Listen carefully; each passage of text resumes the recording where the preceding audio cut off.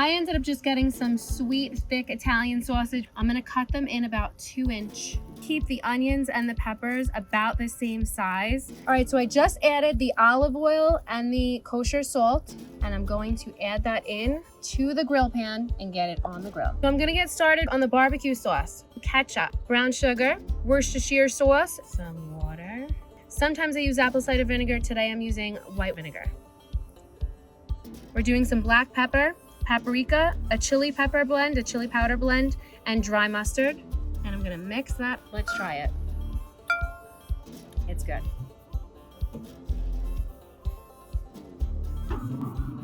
It shouldn't be more than 45 minutes in total at 350.